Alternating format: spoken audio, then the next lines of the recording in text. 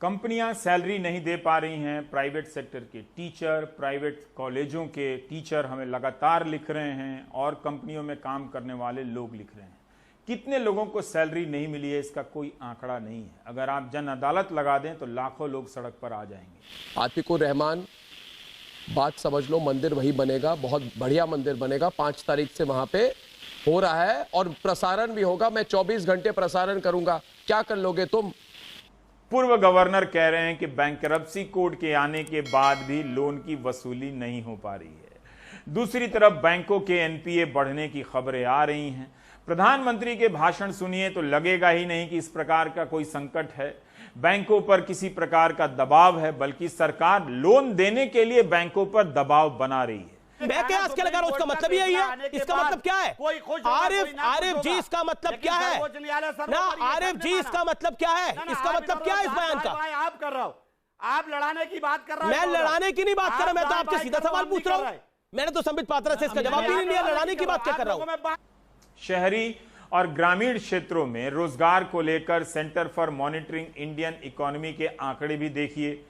इसके अनुसार साल की पहली तिमाही के मुकाबले जुलाई के तीसरे हफ्ते तक 1,80,00,000 लोग बेरोजगार हैं। और इसलिए टोपी पहन के अगर इफ्तार करे तो गलत नहीं है, लेकिन रामनवमी राम भगवान के शिलान्यास का कार्यक्रम गलत है, सेक्युलर नहीं है। भारत में 6,33,00,000 एमएसएमईज हैं, जिनमें 11 करोड़ 10 लाख वर्कर काम करते हैं।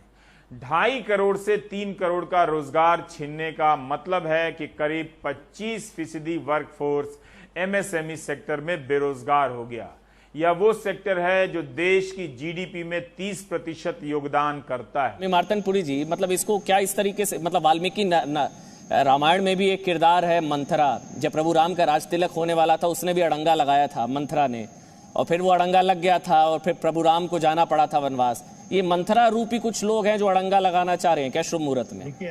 कोविड के दौर में अर्थव्यवस्था को लेकर जितने भी भाषण हुए हैं, उन भाषणों में प्रधानमंत्री आत्मविश्वास से भरे हुए हैं। आपको इस तरह का जिक्र नहीं मिलेगा कि लघु व मझोले सेक्टर में 4 करोड़ लोग बेरोजगार हो गए हैं, बल्कि इसका जिक्र मिलेगा कि इसकी परिभाषा बदल दी गई है। इसे आत्मनिर्भर भारत अभियान से जोड़ा गया है। रफाल विमान में 1 टन यानी करीब 1000 किलोग्राम वजन वाला एक कैमरा लगा है, जो हजारों फीट की ऊंचाई से नीचे जमीन पर पड़ी क्रिकेट की किसी गेंद को भी देख सकता है और उसकी बिल्कुल साफ तस्वीर खींच सकता है। सरकार के मंत्री कभी नहीं कहेंगे कि लघु मझोले उद्योग में करोड़ों लोग बेरोजगार हो गए हैं, नई भर्तियां बंद हैं और काम बिल्कुल ठप है, 50% से ज्यादा उत्पादन नहीं हो रहा है। कि अप्रैल से जून के बीच 2.5 करोड़ से 3 करोड़ मजदूरों का रोजगार छिन गया है। अगस्त के अंत तक 1 से 1.5 करोड़ लोगों की नौकरी जा सकती है। इन 3 महीनों में 74% छोटे लघु उद्योगों ने नए कर्मचारियों को नौकरी नहीं दी है। कितनी बड़ी खबर है ये। आज मैं आपको सुशांत सिंह राजपूत की मौत के बारे में जो बताऊंगा, वो सुनकर आप हैरान रह जाएंगे। आज मैं आपको बताऊंगा कि सुशांत सिंह राजपूत के पिता ने क्या इल्जाम लगाए।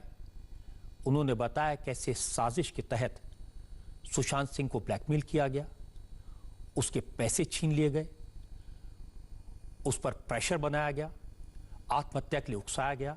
मऊ रानीपुर से आए एक मरीज संजय गेड़ा ने अपना वीडियो बनाकर वायरल कर दिया।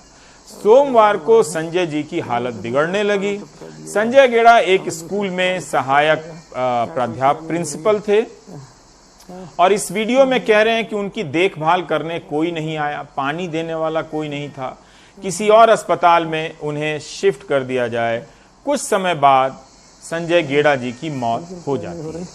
आगरा से 30 किलोमीटर दूर एक गांव में लोगों ने जलती चिता से एक महिला का शव खींचकर उतार दिया। गांव के सवर्णों को ऐतराज था कि उनके शमशान घाट में अनुसूचित जाति की महिला का अंतिम संस्कार कैसे हो सकता है। ये क्या लेवल है अहंकार का, देखिए। आप दुनिया में एयरपोर्ट पर जाके ढिंडोरा पीटिए कि विश्वगुरु बन गए हैं, और कोई पीछे से खबर दिखा दे कि आपके यहाँ लाश इसलिए उतार दी जाती है क्योंकि उसकी जाति अलग है। प्रधानमंत्री के अयोध्या जाने को लेकर लगातार सियासत हो रही है। बसुद्दीन ओवैसी ने भी सवाल खड़े किए हैं। असदुद्दीन ओवैसी ने कहा है कि प्रधानमंत्री का भूमि पूजन में शामिल होना उनके संवैधानिक शपथ का उल्लंघन होगा, धर्मनिरपेक्षता के खिलाफ होगा। ऐसे में सवाल ये कि क्या पूजा इसको कम्युनल होए, क्या जिसने पूजा की वो सांप्रदायिक हो गया? अब बताइए कि हम तो ये समझ रहे हैं कि हम देश सब कुछ मिलकर लड़ रहे हैं। सरकारी अस्पताल में डॉक्टर चिट्ठी लिख रहे हैं लखनऊ में कि खाने में कीड़े आ रहे हैं, प्राइवेट अस्पताल में लूट की योजना बन रही है। तो या तो जब सरकार ने रेट तय किया तो सरकार से बात कीजिए कि इसमें आपका गुजारा चल रहा है कि नहीं चल रहा है। इसके बाद भी अगर रास्ता निकालकर 15 लाख 20 लाख रुपए लिए जाना है, लेने ही है, तो क्यों ना एक कानून बना के लूट को ही जायज ठहरा दिया जाए। आइए लूटिए, लूटना कानूनी रूप से जायज है। एनकाउंटर सवालों के घेरे में होता है, कोई भी एनकाउंटर सवालों से फ्री नहीं होता जब तक उसकी जांच ना हो जाए, और कोई भी एनकाउंटर फर्जी है ये कांग्रेस पार्टी के दफ्तर में तो तय नहीं होगा।